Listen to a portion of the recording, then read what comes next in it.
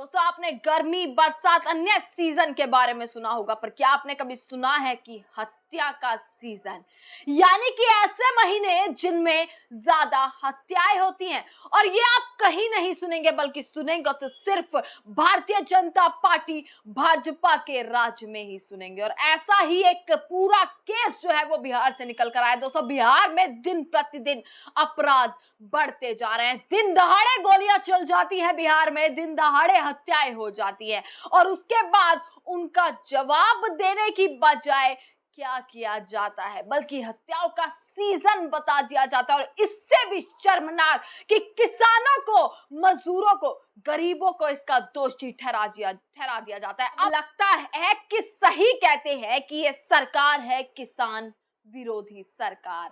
जो बयान मैं आपको सुनवा रही हूं, वो बयान सुनकर आप में भी गुस्सा आ जाएगा। पर सबसे पहले आप ये वीडियो देखिए कि बिहार में किस तरीके से दिन दहाड़े खुले आम गुंडागर्दी, अपराध अब चरम सीमा पर जो है वो पहुंच चुका है। ये वीडियो है, ये तस्वीरें हैं एक अस्पताल की, जिसमें आप देखेंगे ये किस तरीके से खुले आम दिन दहाड़े 5 बदमाश एक अस्पताल में घुसते हैं, ना चेहरा छिपाया ना हथियार छिपाए, और सीधा एंट्री ली तो अस्पताल के कमरा नंबर 209 में एंट्री लेते हुए 25 सेकंड के भीतर गोलियों से पूरे अस्पताल को सन कर देते हैं। इतनी गोलियां चलाई जाती हैं उस कमरे के अंदर, कमरे नंबर 209 के अंदर। 5 बदमाशों की जो वीडियो है, पूरा सीसीटीवी में इनकी तस्वीरें कैद हो चुकी हैं। तो सोचिए कि बिहार में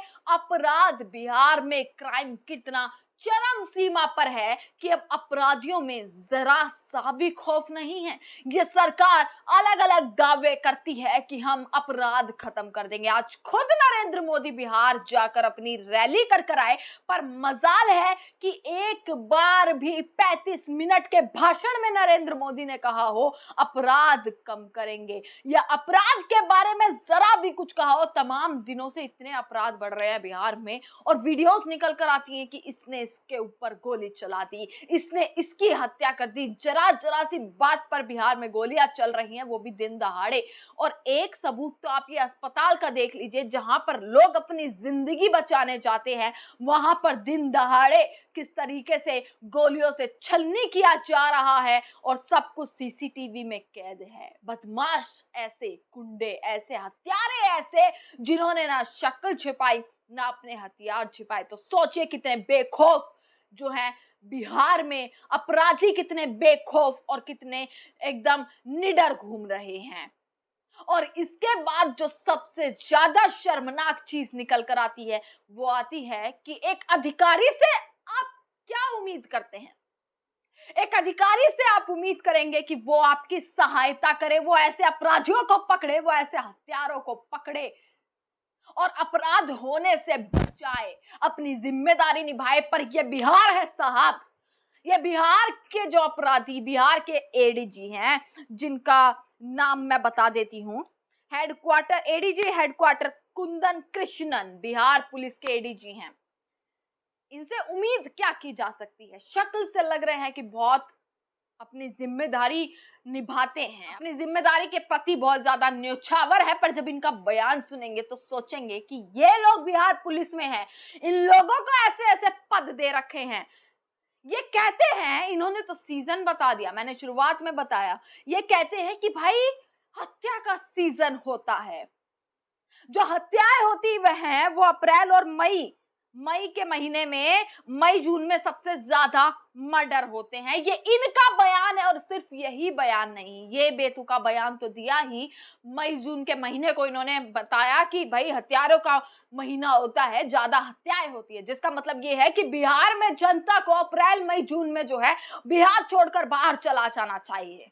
इनके अनुसार ऐसा ही है। पर इससे भी ज्यादा खतरनाक है कि इन्होंने ये चीज कही कि किसान खाली रहता है इन महीनों में, इसीलिए अपराध बढ़ जाते हैं, इसीलिए हत्याएं होती हैं, कि किसानों के पास काम नहीं होता, खाली होते हैं, इसलिए ज्यादा क्राइम होता है।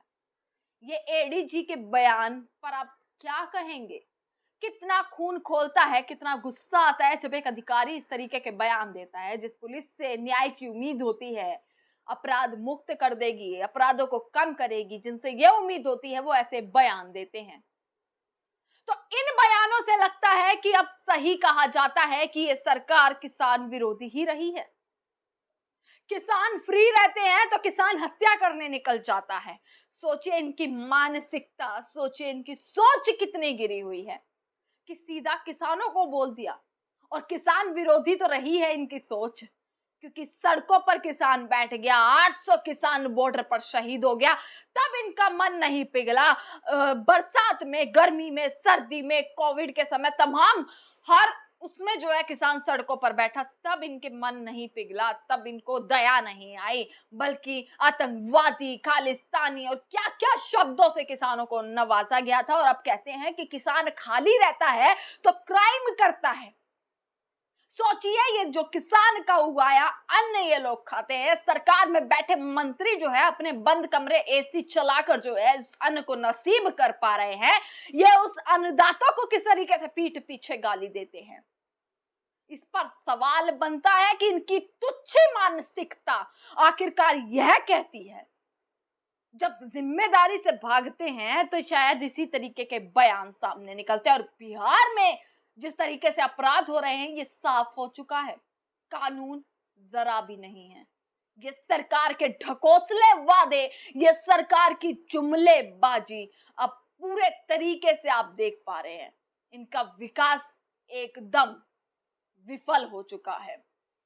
कानून, लो, ये सारी चीजें किस तरीके से अब देखेंगे बिल्कुल सत्यानाश हो चुकी हैं।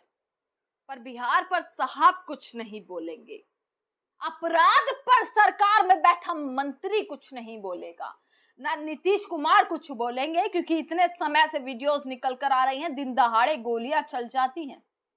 ये कोई सीन किसी मूवी का नहीं है।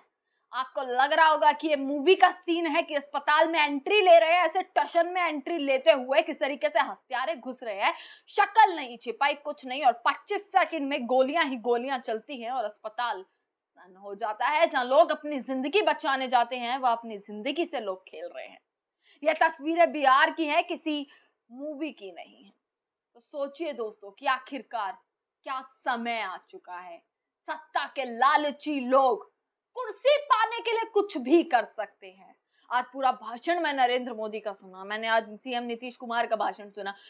मैं उम्मीद ये कर रही थी कि 1% कहीं ना कहीं 35 मिनट मोदी जी ने भाषण दिया, एक लाइन तो अपराध और क्राइम के बारे में बोले, पर नहीं, पिछली सरकारों ने गलत किया, ये हुआ वो हुआ, हम ऐसा करेंगे, हम सौगात देंगे, हम शिलान्यास करेंगे, हम ऐसा कर देंगे, हम वैसा कर देंगे, पर नहीं 1% भी ना बिहार के मुख्यमंत्री कुछ बोले, ना ही मोदी जी की जुबान से कुछ निकला। तो सवाल तो उठता है और इन सवालों के जवाब जरूर लिए जाएंगे। इस देश की जनता ही इन सवालों के जवाब लेगी।